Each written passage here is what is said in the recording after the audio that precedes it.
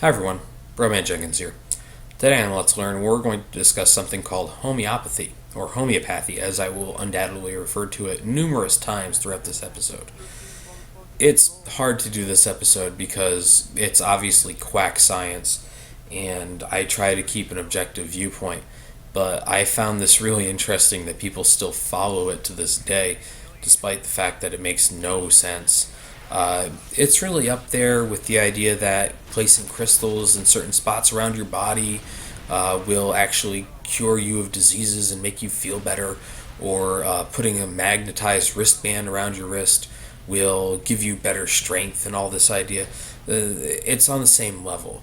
Those things actually have no effect on your body, and anything you get out of it's just a placebo effect. This just sort of wraps itself in science, and unfortunately, it's bad science from the 1700s. The late 1700s, mind you, so we're almost on the cusp of germ theory. So we're almost there. We're almost to modern medical science at this point. But it was developed in Germany by a man named Hahnemann, and the concept was like cures like. Even homeopathy, it means same causes, and the idea is that something that makes you sick can be used to cure you of your sickness, or something that causes you to display the symptoms you have can help you fix the symptoms you have.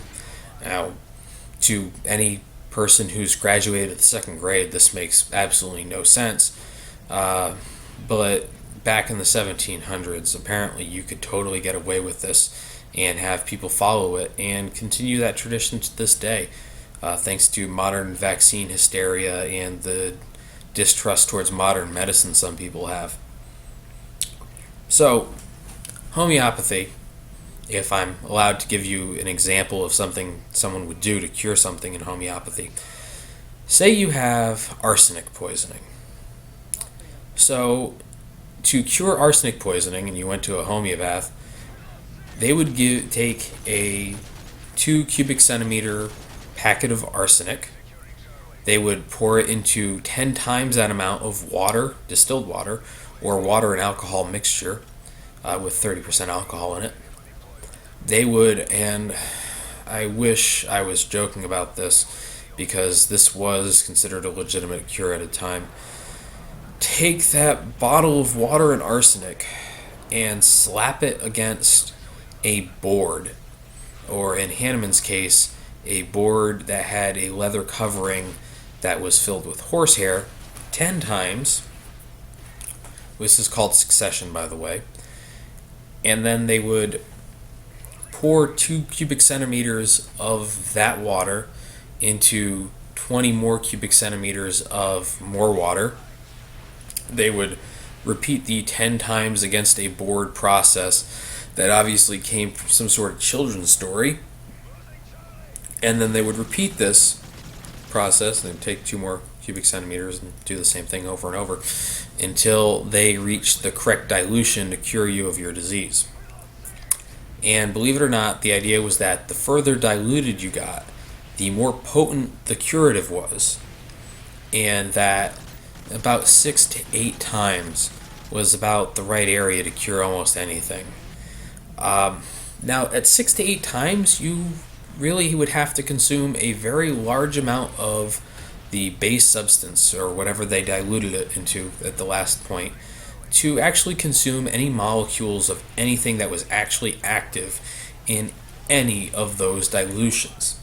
So that is to say, by the time you were given your potion, which is basically what this was, at 8 times dilution, you would actually have to consume like a small ocean or a small sea to actually get any of what was supposed to cure you.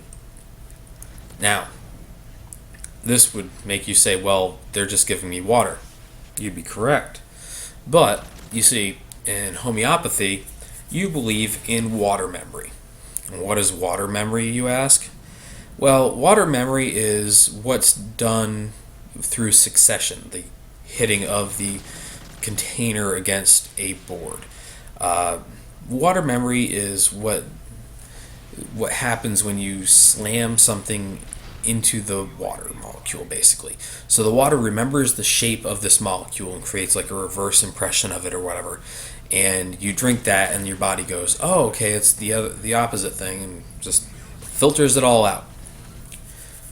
Um, I, I'm, I wish that was a different explanation, but that is basically the idea here. The water remembers what it was hit against and is able to cure you through succession. And what's called potentization is what happens when you dilute this further and further. So at this point, you're basically drinking water or water with alcohol in it, so you might be doing okay there. But you're probably just drinking water. But for some reason, this concept that it actually works, and this like cures like situation, which you would think would be dispelled by modern germ theory, but has found people that contradict it throughout the time. Uh, you're basically getting no medicine, and you would think that things like vaccines would disprove this because you're injecting something to create antibodies that buffs your immune system and makes you better, whereas this is supposed to just cure you. Um, but the vaccine theory actually became a rallying point for homeopaths because they started to say, well, look, you're injecting vaccines into your system to make you immune to a disease, and a vaccine is either a weakened or dead version of the disease you're trying to stop or cure. And they did this completely unironically, not realizing that the human body works differently with diseases and such than it does with arsenic poisoning or the common flu. You're not going to be able to inject dead flu cells, or, well, in their case, flu cells that have been dilated to the point where there's actually no flu in the water. Um, and you're going to drink that and it's going to somehow cure you of the flu. That's not how it works. But, unfortunately, this theory has persisted.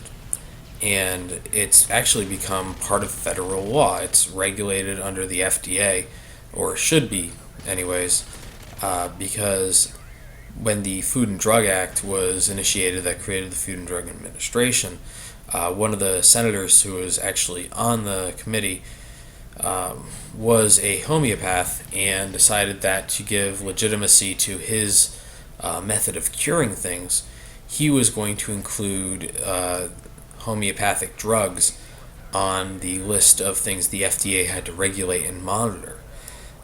So today, people who produce homeopathic cures, and it's usually done, by the way, by taking what's basically a sugar pill and then taking a drop of water from your solution that was supposed to cure whatever and dropping it on that sugar pill and then packaging it.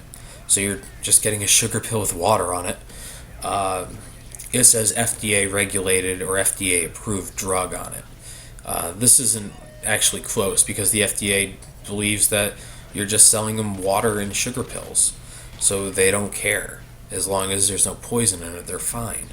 And because of how diluted everything is, the FDA is actually pretty okay with you just selling this with an FDA logo on it because there's no chance of anything ever getting into your system.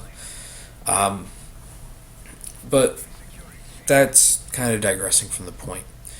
Homeopathy has actually seen a resurgence in recent years because of the increased amount of distrust people have towards the vaccine industry, with people saying that it causes autism, which it doesn't, and the rise of New Age medicine, really led by the ancient Chinese wisdom of the Barefoot Doctor Manual and such. So homeopathy is enjoying a new golden age thanks to a bunch of crazy people who can't keep their shit together and don't understand how modern medicine works, which is completely unfortunate because we live in the richest country in the history of the world. We can't feed half the people in the world, but we can totally get somebody to buy $20 worth of water and sugar pills. So, in the end, homeopathy. Don't buy into it. It's Broman Jenkins. Thanks for listening to this rant.